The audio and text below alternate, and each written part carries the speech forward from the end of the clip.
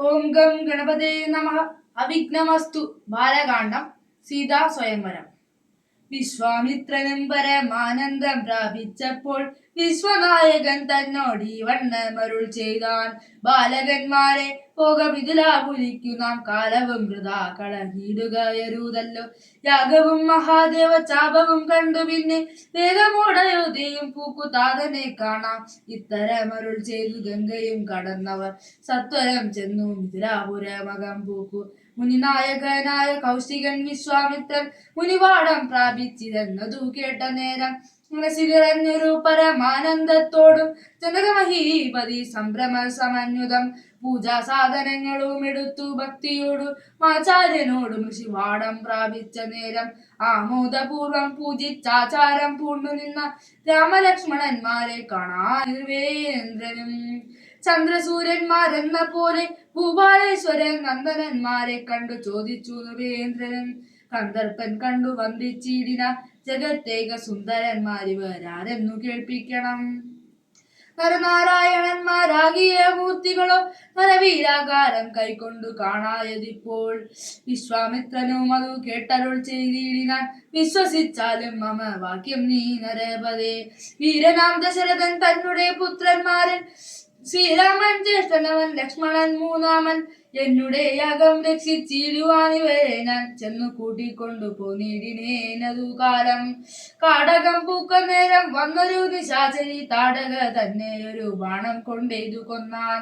പേടിയും തീർന്നു സിദ്ധാശ്രമവും പൂക്കു യാഗമാടൽ കൂടാതെ രക്ഷിച്ചിടിനാൻ വഴി പോലെ.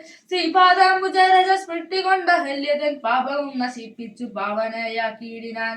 പരമേശ്വരമായ ചാപത്തെ കാണാനുള്ളിൽ പാരമാഗ്രഹമുണ്ടു നീയതു കാട്ടിയിടേണം. ഇത്തരം വിശ്വാമിത്രൻ തന്നെ വാക്യം കേട്ടു സത്വരം ജനകനും പൂജിച്ചു വഴി പോലെ. സൽക്കാരയോഗ്യന്മാരാം രാജപുത്രന്മാരെ കണ്ടുൾക്കുരുന്നിങ്കൽ പ്രീതി വർദ്ധിച്ചു ജനകനും. തന്നെ സജീവനെ വിളിച്ചു നിയോഗിച്ചു ചെന്നു നീ വരുത്തേണം ഈശ്വരനുടെ ചാപം എന്നതു കേട്ടു മന്ത്രി പ്രവരന്നതുകൊണ്ടന്നേരം ജനകനും കൗശികനോടു ചൊന്നാൻ.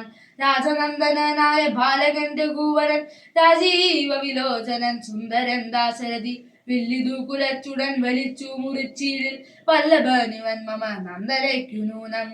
എല്ലാം ഈശ്വരൻ എന്നെ ചൊല്ലാവതെനിക്കിപ്പോൾ വില്ലിഹാവനുത്തീരുകെന്നരുൾ ചെയ്തു മുനികിങ്കരന്മാരെ നിയോഗിച്ചിതു മഹീന്ദ്രനും. ഹുങ്കാരത്തോടു വന്നു ചാപവാഹകന്മാരും സത്വരമയ്യായിരം കിങ്കരന്മാരും കൂടി മൃത്യുശാസന ചാപമെടുത്തു കൊണ്ടുവന്നാൽ. ഗണ്ഡാസഹസ്രമണി വസ്ത്രാദിഭൂഷിതം കണ്ടാലും ത്രയംബകമെന്നിതു മന്ത്രീന്ദ്രനും.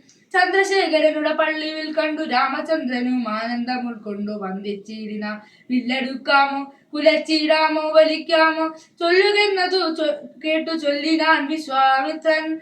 എല്ലാമാകുന്നതു ചെയ്താലും മടിക്കേണ്ട കല്യാണമിതു മൂല വന്നു കൂടിയിടുമല്ലോ. മന്ദഹാസവും പൂണ്ടു രാഘവനതു കേട്ടു മന്ദമന്ദം പോയി ചെന്നു നിന്നു കണ്ടിതു ചാപം. ജ്വലിച്ച തേജസ്സോടുമെടുത്തു വേഗത്തോടെ കുലച്ചു വലിച്ചുടൻ മുറിച്ചു ഉചിതശ്രമം. നിന്നരുളുന്ന നേരം ഈരേഴു ലോകങ്ങളും ഒന്നു മാറ്റൊലി കൊണ്ടു വിസ്മയപ്പെട്ടു ജനം. നിന്നരുളുന്ന നേരം ഈരേഴു ലോകങ്ങളും ഒന്നു മാറ്റലി കൊണ്ട് വിസ്മയപ്പെട്ടു ജനം.